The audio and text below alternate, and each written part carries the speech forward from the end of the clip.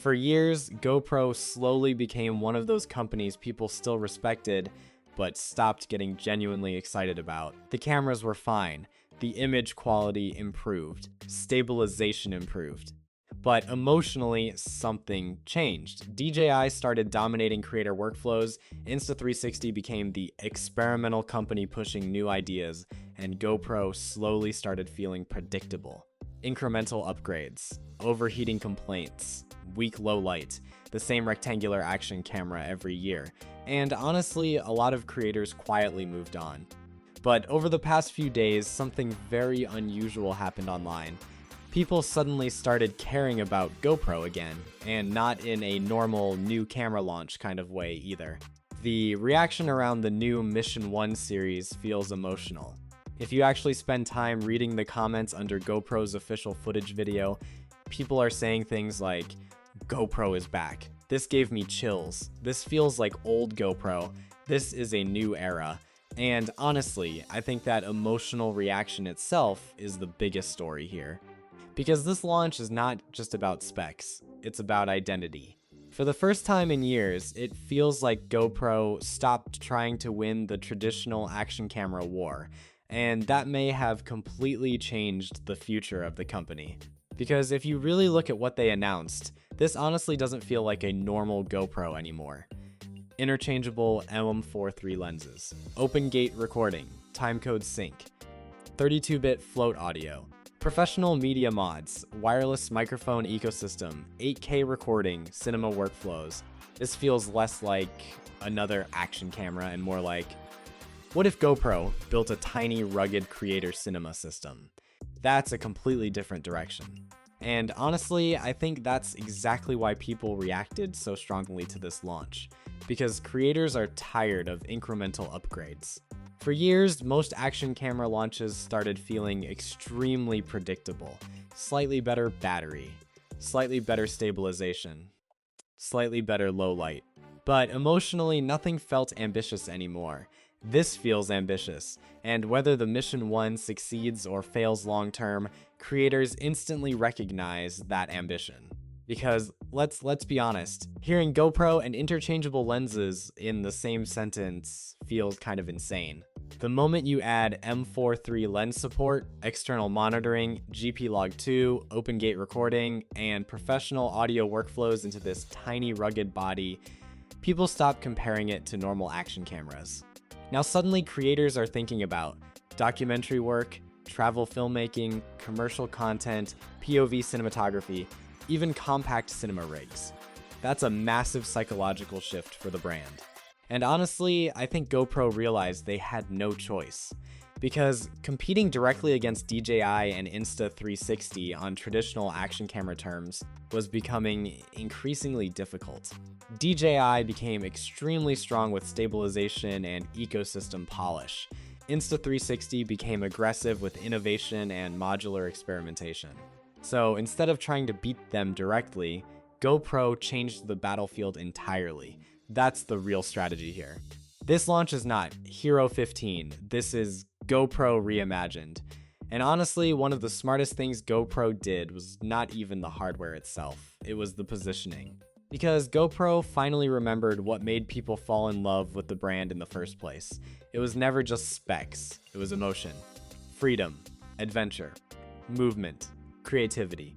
The feeling that you could take a tiny camera anywhere and capture something extraordinary. And if you watch the official footage carefully, you can feel that emotional strategy everywhere. The editing feels cinematic. The pacing feels cinematic.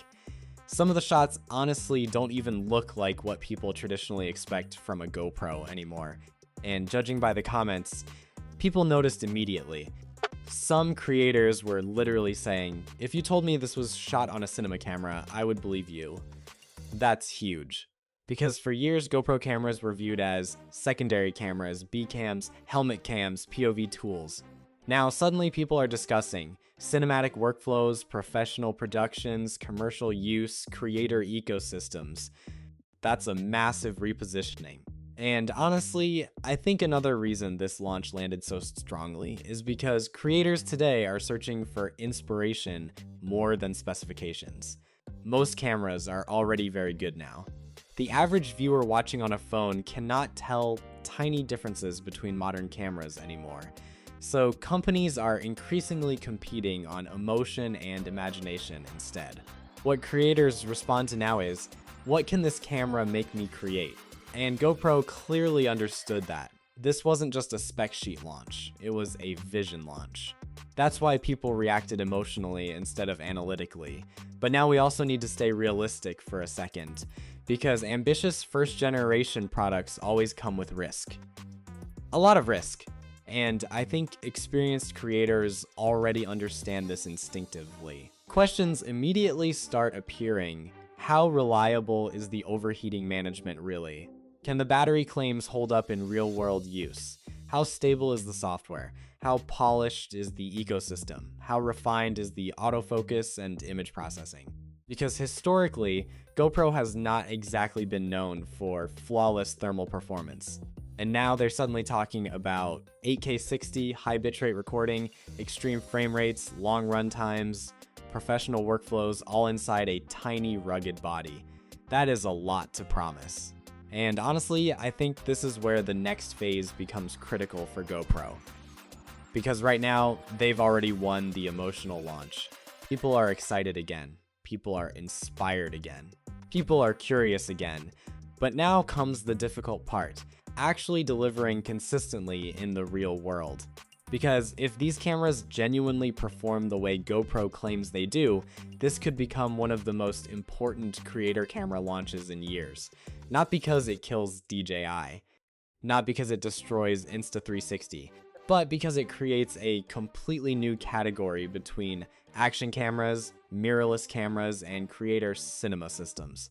And honestly, I think that's why this launch feels so different. The Mission 1 series made creators imagine things again. Mountain biking footage with cinematic compression, tiny documentary rigs, travel filmmaking setups, professional POV cinematography, compact action cameras with actual cinema workflows. That's not normal GoPro territory anymore. And ironically, that's exactly what made early GoPro excite in the first place. It felt disruptive, it felt ambitious. And for the first time in a very long time, it feels like GoPro stopped asking, how do we make another action camera? And started asking, how do we make creators excited again?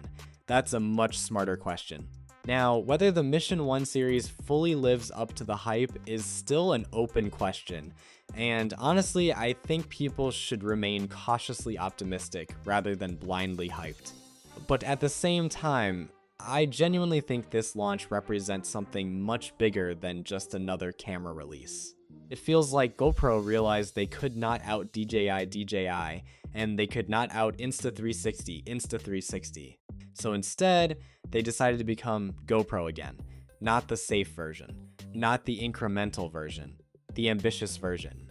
And honestly, judging by the internet reaction over the past few days, people have been waiting for that version of GoPro to come back for a very long time.